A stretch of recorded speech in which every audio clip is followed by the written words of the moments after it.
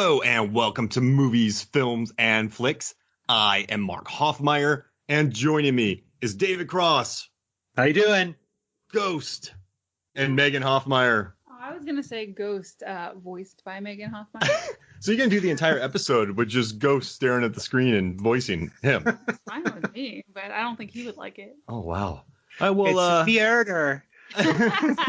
That's terrible. Well, thank you for joining us, Megan and David, to come back here, do another live episode. Or not live, recorded episode. With our mugs on the screen. Yeah, there it is. Recorded It's live, mostly live. unedited. If you saw the intro of this, it's live, for sure.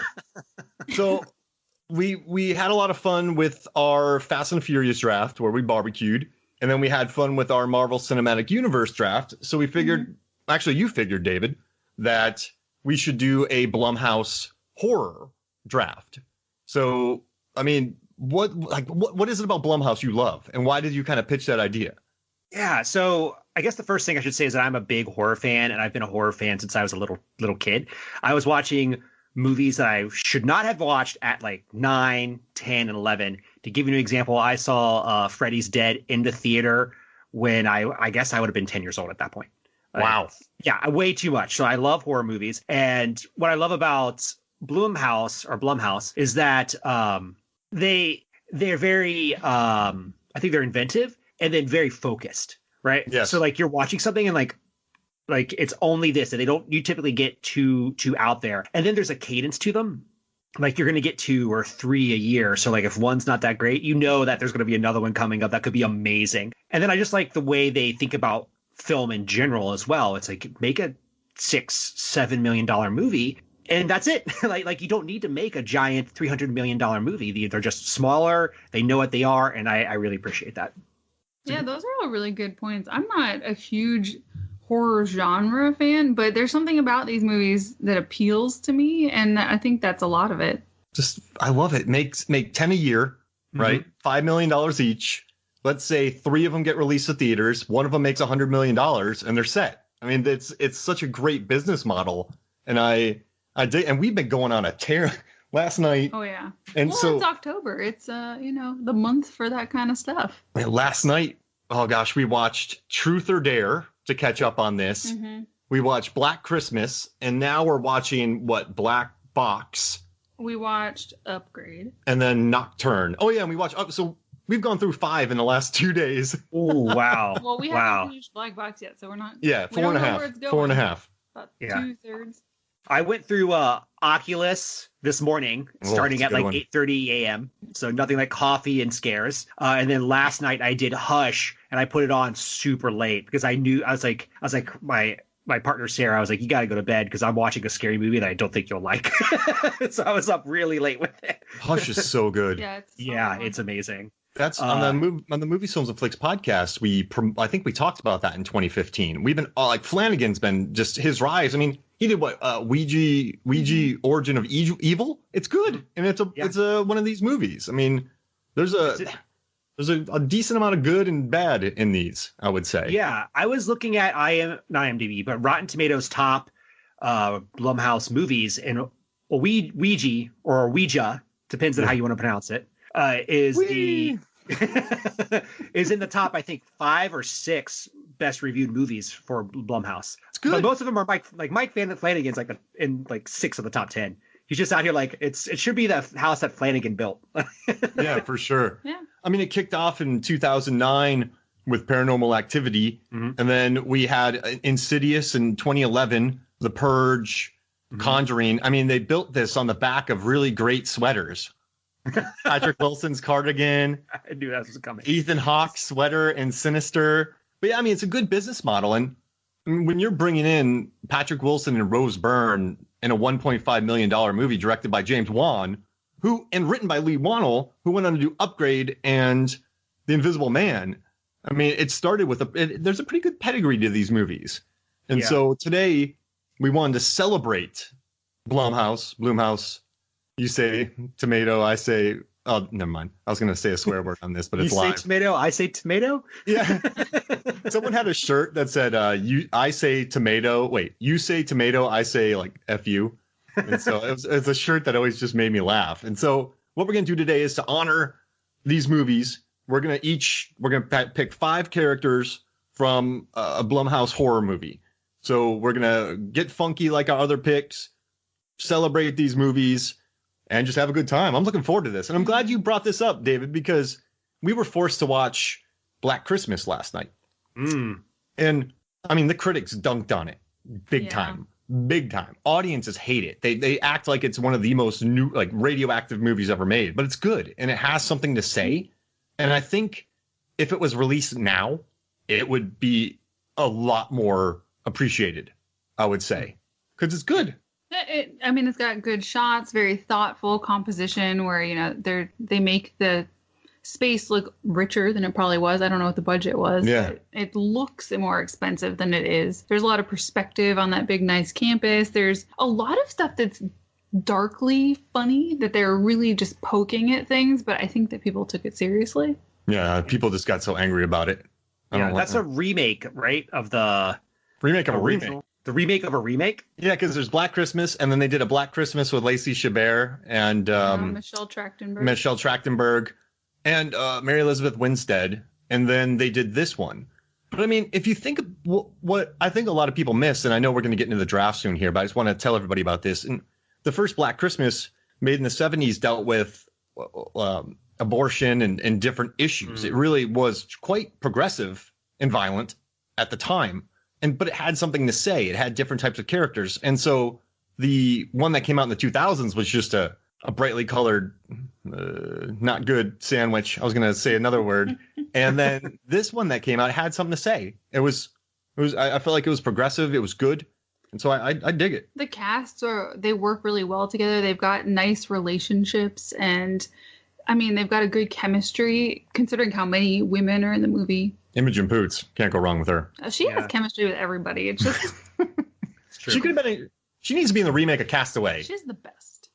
Castaway? Yes, because if she's the castaway? Yeah. Okay. And if I guarantee you, if a volleyball acted alongside next to her, the volleyball would get an Academy Award nomination. Because everyone's like, man, that volleyball and Imogen had such great chemistry. They'll create a props category. No, they'll just give it Best Supporting Actor, and it'll win. It'll make the speech. It'll be very awkward, and they'll regret it years later. But I think she could pull it off. Yeah, but with a remake, they wouldn't do a volleyball. They would have to do something else, a different type of ball. Oh yeah, dodgeball. Ball. Yeah, a polo ball, rugby ball. She plays rugby. She's a rugby. Whoa, I like that. That's a good one. Bocce balls. Oh, there'd be 3 of them. They just sink. Yeah, we're already going off way down a rabbit hole. Castaway with Hank the bocce ball coming this summer. I wanted to mention one thing about Black Christmas. I saw the original in the theater. It was like, I'm not that old, but like they were just showing it at a theater, and I was like, Dracula? Third time going through grad school. And is that what you shimmer? Yeah, that's exactly why I shimmer. Yeah. But I saw it, and I remember I have a lot of thoughts about that movie, but I don't want to get into. But I just remember walking out of the theater, and someone was like, "What the hell was that?" And I was like, "Well, I guess you didn't really prep yourself for this movie." like first person. There's some rough parts to it. Not in the sense of like it's a bad movie, but like gory and disturbing. Oh, for sure. Oh yeah. All right, so let's kick this off. Right, we just settled it beforehand. You picked the order, David. Mm-hmm. So David picked the order, and Megan gets the first pick. So this is big. This is the big one. This is ramifications for the rest of the draft. Well, I told Mark there were like 2 characters that I was very I want one of them, and I feel like David's gonna pick the other one, so I'm gonna go with Crystal, played by Betty Gilpin from The Hunt. Yeah. She's on my list. Awesome surprise of a movie, by the way. That's such her. So we watched it again, The Hunt. I think we watched it like 3 times. Her performance keeps getting better because it's just so weird, different. Yeah. She made choices that are really great. Mm-hmm. She's badass. She's obviously seen some stuff. She's got skills, but she's damaged. Oh, she's a fighter. And I don't know what your thoughts are about The Hunt, David, but her character, I just love her performance in that. I think it's excellent. She's cool. Yeah. The Hunt was the last movie I saw in the before quarantine. I saw it, and then literally, this is not a joke, the next day New York went on quarantine.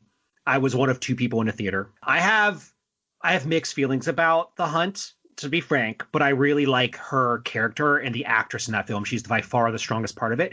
And there's this scene where she does this, like, she's like, you know me, and she like spins her finger like she's crazy, and it sealed it for me. That was the moment I was like, she's great in this role. Also that fight scene at the end. Oh yeah, perfect. That's a final fight episode for sure. Brutal. I just like having Hilary Swank back. Listen, yeah, we own a food processor, and that little thing in the middle is very sharp. Have stabbed my fingers on it before, so that was painful. So that would have been a first rounder for me, and that's off the board now. So David, who you? We know who it is. Yeah, you do know who it is. You absolutely know who it is. My number one pick is Tree from Happy Death Day. I absolutely love that movie. It was a surprise when I saw it. I'm really hoping for a third Happy Death Day. Happy Death Day to Us was the unofficial title. Mm-hmm. So what I love about her is that there's a clear story arc that she starts off as not a great person and then grows into being like a really cool person. And then the movie itself has a lot of really fun side characters. Danielle is one of them. Her I guess the president of her sorority. Frenemy? Mm-hmm. Frenemy, yeah. But I absolutely love that movie. I didn't expect much of it when I went in, so when I left, I was very happy. And what got me was that it's a PG-13 movie. It's not even R, and it's great. Her performance is... She's very funny. She's great with the facial expressions and the physical comedy that's required of her in dying over and over and over again. Oh, I love it. It's just, I'm glad it became a cult hit. And I remember when the sequel came out, it had great reviews. Everyone was just like, this is going to be a hit. And then it wasn't a hit.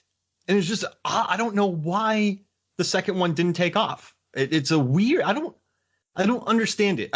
You know me, David, I like to really research movies and figure out, like our League of Extraordinary Gentlemen episode that's coming out. Oh, wow.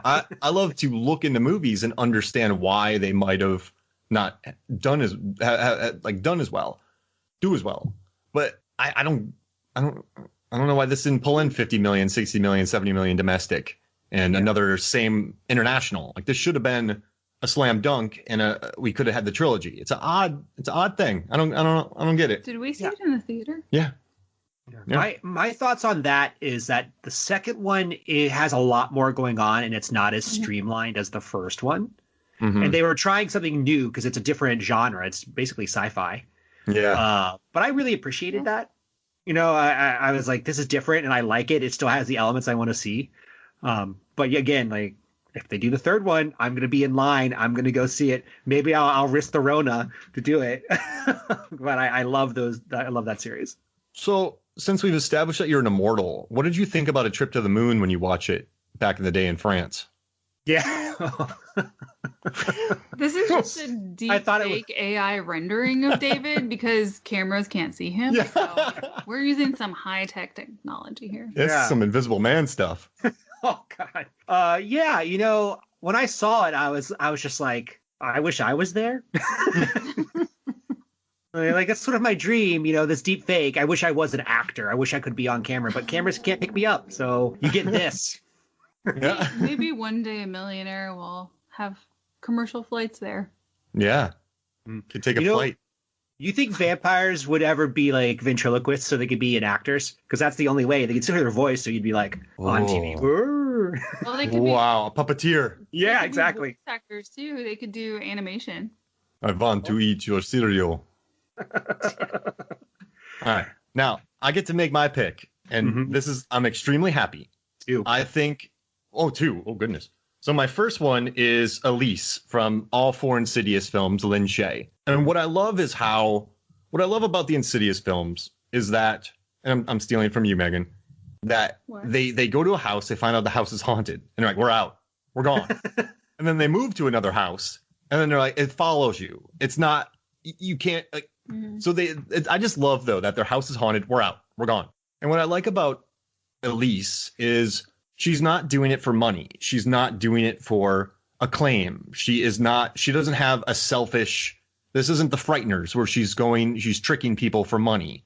Elise is a ghost hunter because she's a good person. And I think she cares for people and she has that history. So her and Tucker and Specs, they go and they put their lives on the line to help. And what I love about Insidious 3 and 4, also in Insidious 3, that leg crunching scene is beautiful. But what I like about them is the last two Insidious movies have made somewhere close to 150 to 200 million worldwide, and they star Lin Shaye. Like, Lin Shaye is in a blockbuster franchise that it makes me so happy. Like, what other movies have 70-year-old women as the lead battling ghosts? And she brings a warmth to it. She also has that horror side. So I'm just happy that they gave her a big non-gross out Farley brothers role. And she has just been crushing it for 9 years now in 4 movies that have made bank. So accept the challenge, Helen Mirren. Let's see it. Yeah. Ooh. Wait, what? What is this? I don't know this Mirren challenge. Ghost Hunter. Oh, yeah. I have to admit, I've only seen the first movie. I haven't seen the other ones, and I knew that was going to be a point of contention in this draft because I was like, oh no, I haven't seen the biggest ones. It's so the second one, Megan and I went and watched it, and I was a nervous wreck when we got out of that theater. The second one's a roller coaster, and I was frazzled. I was tired. And in the third one, there's a villain called the Man Who Can't Breathe, and he makes this girl. She has broken legs. He makes her walk. Oh, that one was upsetting. And when she walks, you just hear, and her legs are just crunching as she walks. It's beautiful. Oh my gosh. So yeah, I had to pick Elise. That's my number one. So my number two. All right, my number two is STEM from Upgrade. Oh, okay. Voiced by Simon Maiden. And have you watched Upgrade? Oh yeah. And so I just showed Megan Upgrade, and I always know when Megan likes something when. So we were working out while watching it, and Megan just wasn't working out. She was just watching the movie. So I always know when Megan likes it. Like, you will miss something in this movie if you're not watching it. But there are some movies where you can just go in and out and stuff. But I just saw Megan watching it, and I think Logan Marshall Green's physicality nails the role. Leigh Whannell's directing, just knowing how to make a dirt cheap movie look beautiful. But I just like STEM's plan. STEM's a maniac, and STEM plays everybody. And I just love the relationship between the two. I think it's a fun movie. I love Venom, too. I'd love for STEM and Venom to hang out. That'd be, oh my gosh, Logan Marshall Green and Tom Hardy. Would be fun. So yeah, I had to pick STEM and Venom. I'm taking STEM and Venom. Oh, I like that name. Stenham. The buddy cop movie. I like Stenham. My joke about that movie is that it's a better Venom. I think Upgrade's a better Venom. They're like pretty similar. I love. They're so different. I mean, I think it plays with a lot of things that people have done with AI in books and movies before, but it still manages to make it interesting and fresh, and it's telling this different sort of, it's casing it in a different package, which makes it fun. Logan Marshall Green and Tom Hardy look alike already. And in both the movies, they're just very sweaty. They're very tired. They're freaking out. I would just love the two of them freaking out together in a film. The Freak Out Brothers. The Hardy Brothers. The Hardy Imagine Brothers. that. The Hardy Brothers starring Logan Marshall Green and Tom Hardy. What if they had to fight over a lobster? They would both go into the tank and they would fight for it. They would just I love that scene. Someone wrote this thing about Tom Hardy and Venom. They're like he's incredibly jacked up, but the entire movie he's sweaty, gross, tired. He looks like he's on the verge of a nervous breakdown the entire film, and they loved it because he's just a sweaty eating lobster guy. But no, so yeah, that's my second pick is STEM. So I'm going with that. Okay. So back to me. Yep. So my number 2 pick is Maddie from Hush. Meg. Here's my reasoning. She is perhaps the most competent, quote unquote, final girl I have seen in a film. Yeah. She's 100% all there, super smart, and she just whoops butt the entire time. I'm super shocked that I hadn't seen that movie until last night, actually. But she's fantastic. Absolutely I tell people fantastic. to watch it all the time. Yeah. You don't like horror, you should watch this anyway.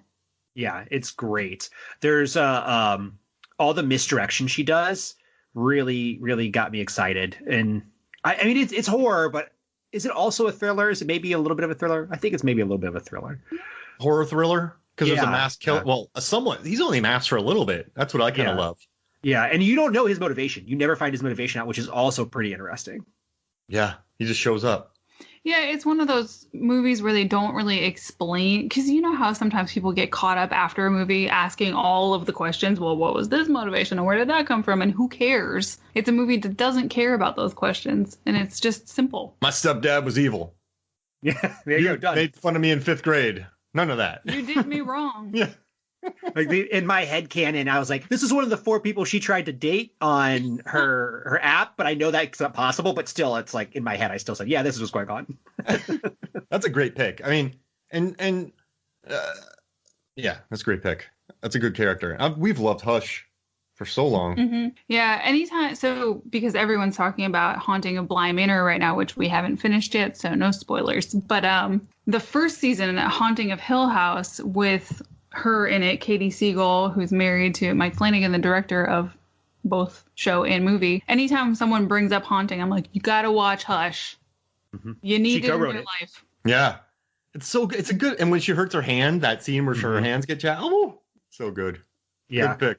The moment that I knew that I was gonna pick her, this is a minor spoiler, is when she went out back and threw, I guess it was a flashlight behind the house to distract the guy so she can run back and get the phone off her friend's dead body. And I was like, oh yeah, like this woman's super smart. Yeah, it was such a refreshing movie the way it played out too. Mm-hmm. I don't like mass killers most of the time. Okay, I like a mass supernatural killer, but when they just wear a mask for the heck of it, I don't know, it's not big. Like Scream, I guess, because that's more humor. What about Scream Queens? That's funny. The first season. I guess I like mass killers when they're in on the joke, not when they're serious mass killers. Okay. I have a hang up. I have a very odd hang up about mass killers. Supernatural masked killers, but regular killers, no. unless they're cheeky about it or they're mimicking somebody. Like if it's the baby face, that's in on the joke, right? Mm-hmm. Yeah, that's in on the joke. I just don't want somebody. I'm a super evil guy. Boop, mask. Like, no, like what? You're not. I don't know. I don't like you. I don't like that. You got to have fun with it. You can't be. Look at my mask. Like I picked this out. I made it. Okay, Meg. Who's your second pick? Well, because David picked my second pick, I'm just gonna go out of the normal stream of things, and I'm just gonna do this one. Rod Williams, the TSA agent from Get Out. Yes. Oh, you just picked my third pick. I love that guy. He is such a he's a hero, okay? Yeah. TSA hero. TSA. The cops won't listen to him. He shows up. What a great character. It's a good movie. Mm-hmm. I'm Oscar nominated. Well, and I love that he comes back into the movie at a point when you've sort of written that sort of thing off. Mm-hmm. And he just appears, and he's awesome. Now, TSA. Can I ask y'all a question? So the original cut was really, oof. It was like Night of the Living Dead type of ending, just brutal. 1968. I think, listen, if that was the ending, audiences would have walked out pissed off. But the ending that is with the TSA, him showing up, it's much more, people kind of sort of came out happy. It was like a catharsis. Like it just, I'm glad that Jordan Peele had him show up and save the day. Yeah, there are movies that can pull off that dark, upsetting ending, like The Blackcoat's Daughter. But this wasn't that movie. TSA makes it for me. The cheering during the murder in Get Out. It was a bonding experience for people. Oh. Yeah, real good. Real good film. Like Ready or Not. Yeah. Oh my gosh. The murders in that one, you were cheering for those people to die. Bashing her head in with a wooden box, do it. Have you seen Ready or Not? Oh, I have. I thought it was a Blumhouse. It's not, right? I thought it was. And I was getting ready to pick Samara Weaving's character before I looked it up, and I was like, I've been foiled again. Oh my gosh. I totally would have picked, I don't remember his name in the movie. For some reason, I want to say Donnie, but the brother-in-law from Orphan Black. Yeah, Christian Brune. He is so funny. Sitting there on the toilet watching the crossbow video. Idiot. His friends are texting him. The sister who keeps killing people. He's alive until the very end of the movie, too. He did good. It's impressive for such a dimwit. Who's your next? Okay. My next one is going to be, I'm going to go weird again and do Franny from Black Christmas. She was one of the sorority sisters, and from the first moment she's on screen, she's looking for a lost item, and she comes barging into our main character's room, and she's just she seems to not care what people think, and she's, shoving maxi pads into her pants in the middle of a screen, and she's kind of crazy. She likes cats. She loves cats, yeah. She's trying to get the cat on a little bit of a weight loss plan because it gains too much over winter break. She comes onto the screen almost fully realized, and that doesn't happen much with characters. That's true. I would say. She really is, and it's funny, it's refreshing. It's not they're not trying to hide, anything about the fact that she's female. Yeah, she's good. There's no apologies for who she is. It's just her. It's a good character. It's a good side character. I recommend that movie. I enjoyed it. I mean, I guess if you're, never mind. I'm not going to bring it up on the show, but we'll talk about it in a separate podcast. So who's your next one, David? Okay, my number 3 is James Lanier, the detective from Invisible Man. It's her friend. Yeah. And I love that movie. I'm particularly picking him because he is an incredibly solid character throughout the whole film. I mean that he's managing to raise a daughter. He's helping his friend out. He's good at his job. He lets her get away at the end. Sorry for the spoiler, but he's just all around an awesome character, and I like that actor.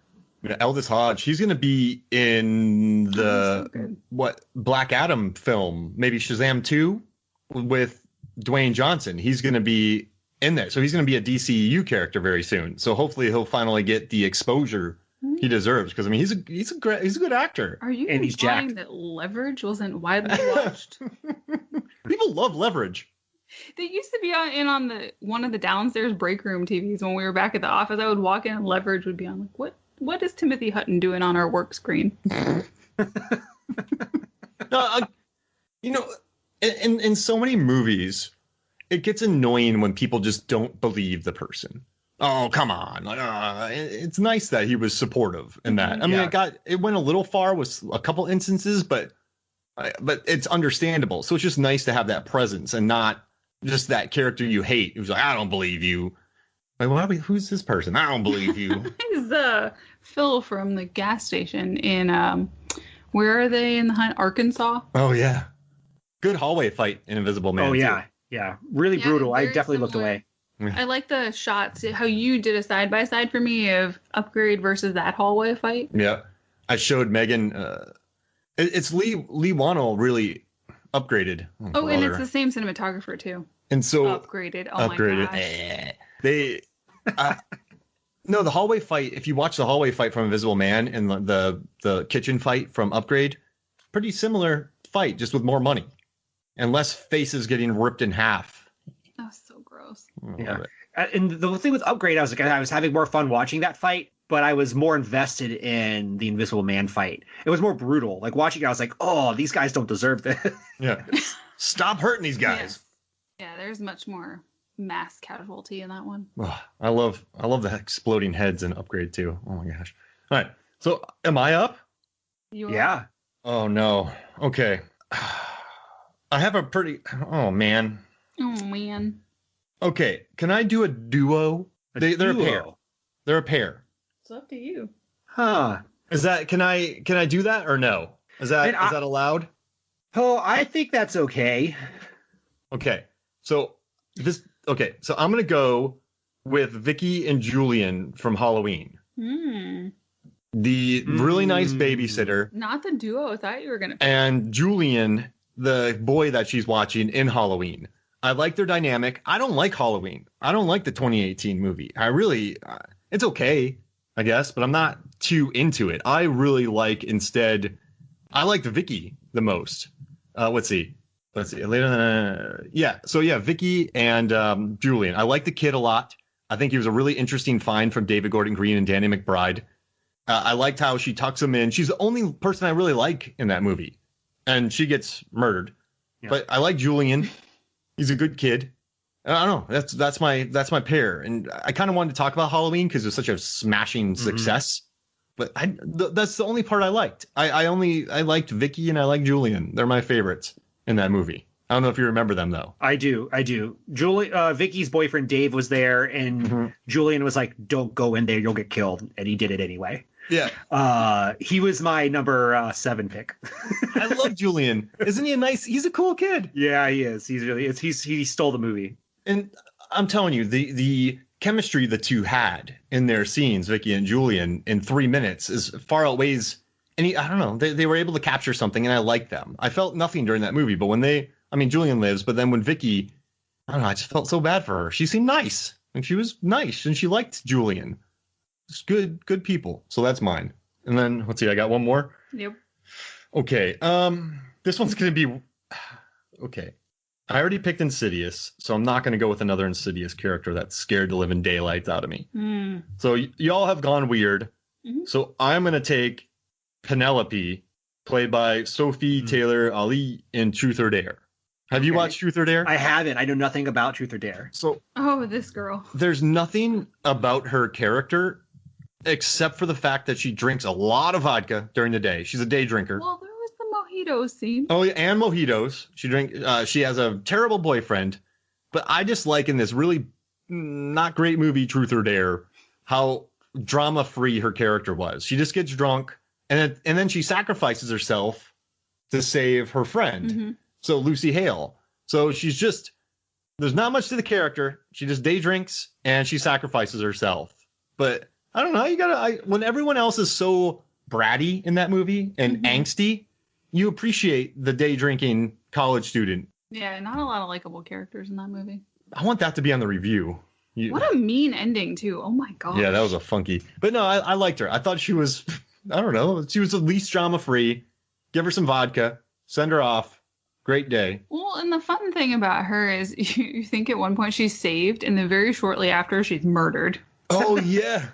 Yeah. You're like, oh, good. She survived the dare and the ordeal, and it's okay. And then... and they use teamwork, and then she dives in front of the lady. She does one of these, the bodyguard, like she's Secret Service, and just gets like that. Yeah, so it's a weird pick, but I don't want to pick all mainstays this time, so that's my fourth, and I'm sticking with it. Yeah, my draft has been blown up. I'm like, who do I pick now? Good thing I have a longer list, because basically everyone I was going to pick's gone. Okay, so this is my third.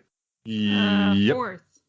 Fourth. Yep. Fourth. Yeah, fourth. Okay, I'm struggling with this one. I think I'm going to go with Kaylee from Oculus, and that's the sister, played by Karen Gillian. So what's on your list? That's an alternate. Yeah, same. My first alternate. What I love about her character is that she is hyper competent and driven. Like she has a plan and she put it into motion, and she was going to execute on that plan. The only small thing I didn't like was that she was willing to kill her dog, her no-named dog in that film, to get the plan rolling. I hate that stuff. Yeah. But, I mean, you got to do what you got to do, right? Yeah. Hyper competent. And Karen Gillan's cool. And we liked that character, too. We watched that before we watched Doctor Who. We watched that on a plane. Yeah. And it drew us in to it. And I didn't know that she was in Doctor Who. I was like, she's good. Mm-hmm. I need to watch her more. And I didn't know she was in Guardians of the Galaxy because of all the makeup and stuff. No, and it has a nice mean ending. It's another Flanagan special. Mm-hmm. Yeah, real mean. I was like, no. No, yeah, I love it. I love that pick. She has a good ponytail walk too. Remember the beginning, chasing her, the ponytails? It's like perfectly in step. I don't know. I remember that. Yeah, that's a good callback though. Yeah. I retain some things. I love Karen Gillan. She's such a goober in some movies or shows, and then she's so focused or serious in other things. She's a good actress. Excellent.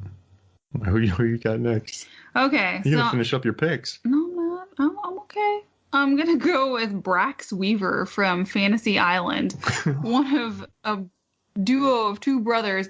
That is a bonkers movie. It is so crazy, and I kind of appreciate that about it. I really appreciate it. It's insane. I just love that about that movie. Is this movie going there? It went there. Why? Or is this movie still going? Yes, it's still going, and there's more. There's a grenade subplot. Oh yeah, and all the soldiers and just Michael Rooker's in it. What? Yeah. Oh yeah, and so is what's his name from Sons of Anarchy? Kim Coates. Yeah, Kim Coates is in it. I've had multiple people tell me that they think that Fantasy Island is a movie made specifically for me. They're like, it's so weird that you'd love it. I just haven't got around to watching it yet, but it's on my list. I'm very excited to get to it.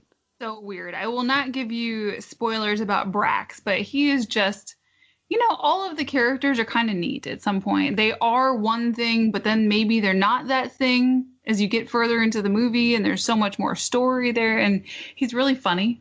Yeah. What movie was he from before that? Ryan Hansen? No, Jimmy O. Yang. Oh, he was from Crazy Rich Asians. And he just plays kind of a bonkers. In Silicon Valley. Silicon Valley. Oh, that's right. Okay. Silicon Valley. That's another movie. Brother. No, he's great. I like him. Mm-hmm. You got to watch Fantasy Island, David. It is nuts. We'll do an episode on it. Yeah. If it's as crazy as you say it is, I think we could get all three of us on that episode then. What? Oh my gosh, there would be so much to talk about. Why? Why is this happening? And then it happens, and you're like, well, they wrote it. It gets there. And then at some point you're like, oh, this is a nice story being fulfilled. And then you're like, wait, that's not even the main story. What is happening here? Then you got Michael Pena being great. Yeah. Oh, he's always good. He's not like the super funny Pena in this one, but he's still great. Yeah, he's normal Pena. He's not talking fast and delivering a backstory. It's not observe and report Pena. Yeah. Right. Final pick. Oh, no, this is tough. I've got a few more people. Who do I want to pick, though? It's tough. I know. I think I'll go back to what you had said for Insidious back in the beginning. Why you like Insidious is that the family identifies a problem and they try to address it. They're not denying that there's ghosts. They're not denying that there's something spooky happening. So Renee Lambert, from the wife, which is played by Rose Byrne in Insidious. Rose Byrne's the best. Yeah, she's good. You can't beat her. Peter Rabbit, crazy. Spy, amazing. She's so good. She's so good. Neighbors. I'm just saying movies. Right. No, but no, it's what I like about her is she's been in some good horror movies. 28 Weeks Later, that. Oh yeah. And I like that this movie had a $1.5 million budget, so she probably got fed in coffee or paid in coffee for this movie. Like she probably did it for free. Do you think they get a bunch of points on the back end? That's how they do these movies. That's what they do. These Blumhouse. You get bank on the back end. Some credits. Yeah, you get bank on the back end. Huh? So she probably walked away with a good paycheck. And the second one, I bet you she made some good money. But no, you can't go bad. Rose Byrne's the best. I mean, I had known her from Damages at that point, and I really loved her in that show. And then she started doing these movies, and first more serious, and now they're really comedic ones. And just I've really liked following her. And Wicker Park. Oh yeah, that's a weird movie. Josh Hartnett. Yeah, I know. I'm just saying names. Diane Kruger. The Wicker Man. Nick Cage. Bears. Yeah. Right. Witches. Honey. All right, who's your movies speed tour? What do you see next? The Bees. All right, my number 5. So I'm struggling here. I'm gonna let you into what my thought process is. I think it's between the movie Creep and Split. And Creep, it's Joseph, the main character. Yeah. Nominally the main character, definitely the antagonist. I love Split. I think it's a fantastic movie. But I don't like any of the personalities that Kevin displays. I believe he has like 9 in the first one. Mm-hmm. And the closest one I could get to that, like feeling some type of joy with, would be Hedwig, the little boy. Mm-hmm. But even then, I'm like, it's creepy to see a grown man play a little boy. Yeah. You should take Joseph so I don't have to, so I feel better about leaving him out. Yeah, I feel like he's just so awkward and weird and strange. Yeah, Duplass brother. Mm-hmm. They do that so well. And Wolfie the Mask. Yeah, it's so good. I'm gonna go with Creep. Creep? You're a creep? Joseph. Yeah. Mm-hmm. Yeah. Mm-hmm. All right. Do some Radiohead. No, it's a good performance. Patrick Bryce, the director's cool. I remember I shared a lot of his. I wrote the review for Creep pretty early, and he shared it. That was one of my first big director shares. And I was like, "Oh man, I gotta share it from a director on my review because of Creep." But yeah, no, I dig that movie. Duplass is excellent. It's a weird performance. Right. I like the sequel too. It's close to 100% on Rotten Tomatoes. It is 100%. Yeah, it's 100%. I mean, there's nothing to not like about it. It's creepy. Oh my gosh, my entire list has already been knocked out. Wow. Between, I think, all of us. Okay, so I got the last pick here. All right, so I'm going to leave out Mr. Rourke, Michael Pena. I'm going to leave out the red lipstick demon from Insidious because that thing crushed me when I first watched it. I jumped. You picked Joseph, so I'm set there. I was going to do Pop Pop from The Visit, just simply because of the diaper scene. So these kids, they go to this place, and this guy has a diaper, and he poops into it. Great. And he walks up with this diaper in his hands, and he smushes it into this kid's face. Oh, that's gross. Yeah, it's like that was M. Night's comeback. It's like the scene in The Lighthouse when he throws it's right back at him. It comes right back in his face. But yeah, so Pop Pop and his diaper bit. Have you seen The Visit? I've seen the first 30 minutes and I turned it off and the boy started rapping. Got it. He just the grandpa just poops himself and then smushes it into a kid's face, and you're like, what is happening? This is amazing. All right, so this leaves me with Toby from Paranormal Activity. That's my fifth. Now, in the first Paranormal Activity, I love that the demon was just it didn't have a name. It was just mean, and it wanted to murder, and it was cruel. And later on, they name it Toby, but it's a through line through the rest of the franchise. But I had to pick Paranormal Activity in there somewhere since we're doing Blumhouse.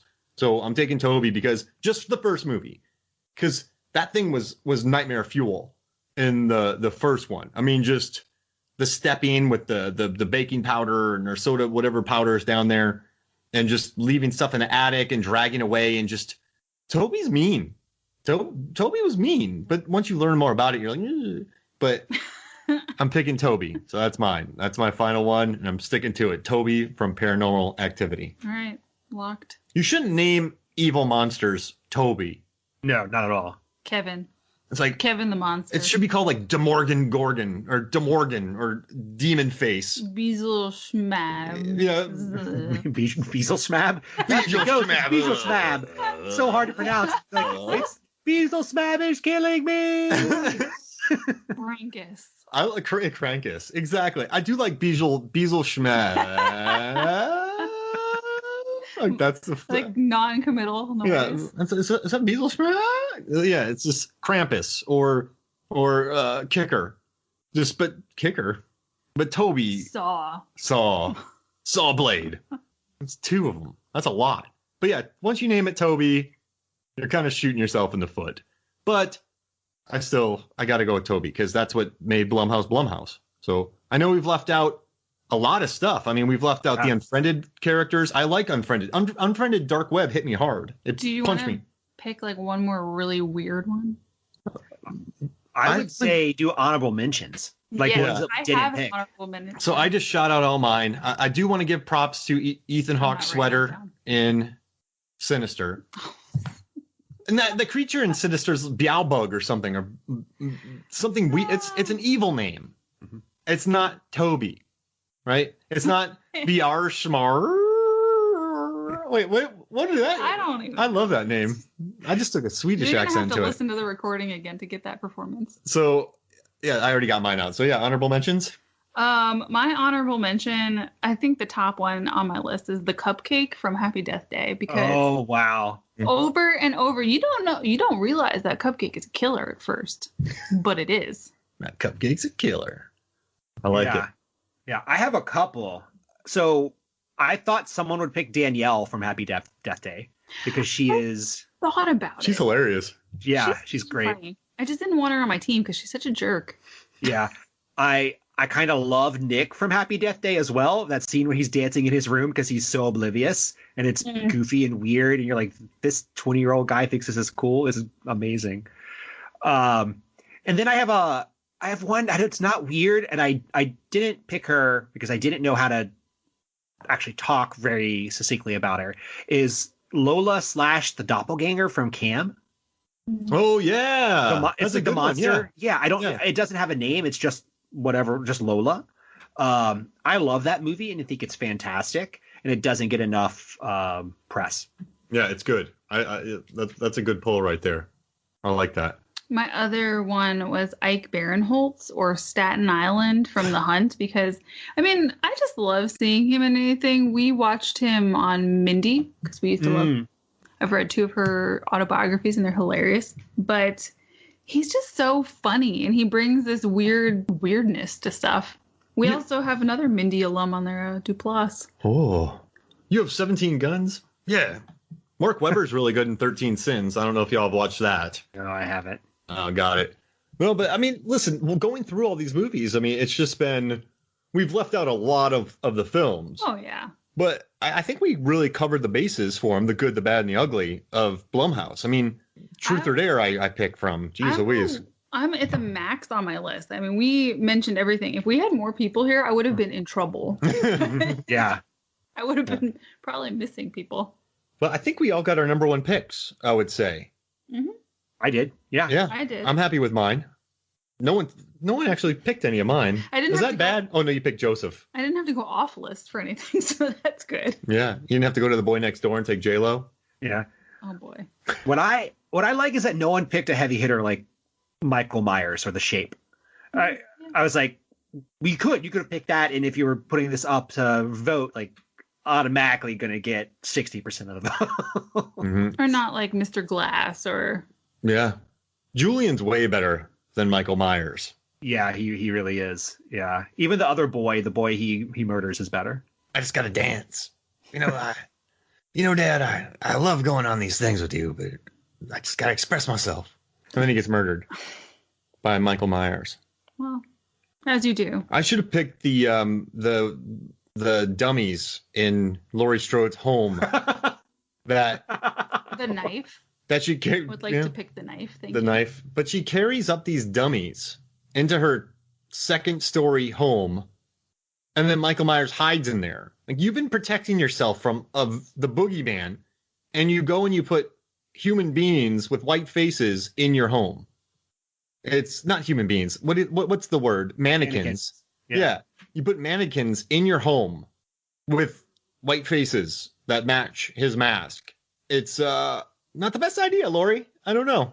Maybe that's just me. Oh, I could have picked the spike pit from The Hunt. Oh, yeah. I'll be all right. Yeah. Walk it off. And the grenades. Tomorrow is my birthday today. Yeah. No, but this was fun. Thank you all for joining us. This is a good one. This is great. Thank you. Tell us about the hot dog recipe, David. What was the hot dog recipe? Oh, yeah. I knew you were going to ask this question. I was struggling with it a little bit because we are recording a episode on The Craft, which has some similar themes. It's horror themed. So I was like, I don't know what to pick. So what I came up with was, I think this movie would be paired with a goat sausage because of my mind was in The Witch and Black Phillip. So you like goats are associated with horror and horror is associated with, the devil and so down the line. Here's the thing though. I've never had goat sausage. I've had lamb sausage, but I've never had goat sausage. So I don't know where to find it. You better go and get it. Goat tacos are popular at some of the Mexican places around here. Yeah. Go try those. I don't think I've ever had goat, period. I'll be frank. I don't think we have either. You better goat for it. Oh. Yo. Fun City. Then my other concept was doing bangers, but like the original concept of bangers, when like they had so much water in the sausage that they would explode when you put on the skillet, because all these movies are bangers. Oh, we can end on that. But make sure to listen to David's podcast, the Award Wieners Movie Review podcast. The Apartment is the latest episode, and this is going out tomorrow, so it's actually your latest episode. Make yourself a Blum hot dog. Oh, yeah, good. Blumhouse dog. Mm-hmm. Oh man, Blum hot dog. Mm-hmm. Lots of ketchup. Oh, yeah. Mm-hmm. Oh my gosh. Yeah. I got nothing. But yeah, listen to the Award Wieners Movie Review podcast. It's a lot of fun. You'll learn a lot. But thank you for joining me, everybody. This was fun. Yeah, thank you. All right. So for me, Mark Hoffmeyer, and for David Cross, and for Megan Hoffmeyer, I was going to call you two Tucker and Specs, but I was like, I don't know how that works. Who's the Elise here? I mean, me. Yeah. So for for me, Mark Hoffmeyer, this is Movies, Films, and Flicks. We'll see you next week. Or not, because this is a video, and we'll probably release one a month later. But you get the gist. We'll see y'all later. Bye.